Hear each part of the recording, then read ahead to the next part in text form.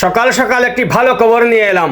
আপনারা জানেন যে আমেরিকার প্রেসিডেন্ট ডোনাল্ড ট্রাম্প 5 দিনের যুদ্ধবিরতি চেয়েছেন, কিন্তু ইরানের পক্ষ থেকে এটাকে নাকচ করে দেওয়া হয়েছে। বলা হয়েছে যে আমরা এই যুদ্ধবিরতির কিছুই জানি না, অথবা আমরা যুদ্ধবিরতিতে রাজি নই, এটা ইরান বলছে। কিন্তু আজকে সকালে যে তাজা খবরটা পেলাম, হয়তো আগে খবরটা বেরিয়েছে, কিন্তু আমি পেয়েছি আজকে সকালে, খানিকক্ষণ আগেই আমি খবরটি পেলাম। দুটো খবর রয়েছে একসাথে। প্রথমটি হচ্ছে যে ডোনাল্ড ট্রাম্প এবার নিজের মেয়ের জামাইকে জেরেড কুশনারকে ঠেলে দিচ্ছেন যুদ্ধবিরতির জন্য অথবা আলোচনার জন্য। ইরানের দিকে ঠেলে দিচ্ছেন যে তুমি যাও, গিয়ে তাদেরকে বলো যে তারা যেন আলোচনায় রাজি হয়, আলোচনার টেবিলে চলে আসে। 1 নম্বর। দ্বিতীয় ভালো খবরটা হচ্ছে ডোনাল্ড ট্রাম্প অন্যের দিকে ঠেলে দিয়েছেন যুদ্ধের দায়। তিনি বলছেন যে আমি নই, আমাকে ঠেলে দেওয়া হয়েছে, আমাকে প্ররোচনা দেওয়া হয়েছে, প্ররোচিত করা হয়েছে ইরানকে আক্রমণ করার জন্য। তিনি প্রেসিডেন্ট, তিনি আগুবুঝু চিন্তা করেননি, তিনি বাস বোমবারি শুরু করে দিয়েছেন ইরানের উপর। মাথা মোটা হলে যা হয় আর কি, যাই হোক। এবং কার দিকে ঠেলে দিচ্ছেন? প্রতিরক্ষা সচিব পিট হেগসেথের দিকে ঠেলে দিয়েছেন। সরাসরি বলছেন তুমি বলোনি আমাকে যুদ্ধ করার জন্য। পিট হেগসেথ নাকি বলেছেন যে চলুন আমরা এবার করে দেখাই। বাস এই একটি কথায় অক্সিজেন পেয়ে গেছেন ডোনাল্ড ট্রাম্প।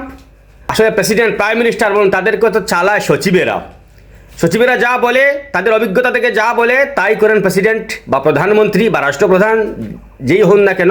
তো এখানে রাষ্ট্রপ্রধানের কোনো দোষ নেই।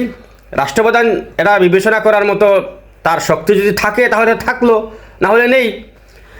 তো তিনি এবার যুদ্ধের দায় ঠেলে দিচ্ছেন পিট হেগসেথের দিকে। তার মানে গোটা ব্যাপারটা দাঁড়ালো এই যে আমেরিকা, আস্তে আস্তে বলি, আমেরিকা এই যুদ্ধে হেরেছে, বুঝলেন? আমেরিকা এই যুদ্ধে হেরেছেন। যারা আমেরিকার হয়ে, ইসরায়েলের হয়ে, উপমহাদেশে, আমার দেশে যারা ভূগোল বাজিয়েছিল যে হ্যাঁ মোল্লাদের এবার ভালো করে টাইট দেওয়া হলো, তাদের অবগতির জন্য বলছি, তাদের মনে জ্বলন ধরানোর জন্য বলছি। আমাদের যে বড় কুটুম রয়েছেন ট্রাম্প মহোদয়, তার জামাই মানে আমাদেরও জামাই, মানে ইভাঙ্কার স্বামীকে জেরেড কুশনারকে এবার ঠেলে দেওয়া হচ্ছে ইরানের দিকে যে যাও তুমি গিয়ে একটু বলো ইরানকে, একটু সাধো যে তারা যেন আলোচনার টেবিলে চলে আসে। তো ইরান কি বলছে? ইরান বলছে দেখা যাক, আমাদের কাছে এই খবরটা এসেছে, দেখা যাক, আমরা এ নিয়ে আলোচনা করব। তবে হ্যাঁ, এই মুহূর্তে ইরানের স্পিকারের উপর ভরসা করছে আমেরিকা। স্পিকারের সঙ্গে আলোচনা করা শুরু হয়েছে, কেননা ইরানের যে বড় বড় লিডাররা রয়েছেন তারা তো ডোনাল্ড ট্রাম্পের কথা শুনবে না।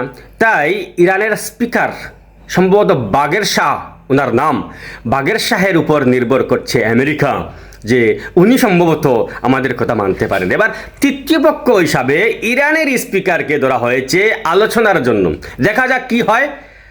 কিন্তু অঘোষিতভাবে আমরা ধরে নিতেই পারি যে আমেরিকা এই যুদ্ধে পিষ্ঠান দিয়েছে।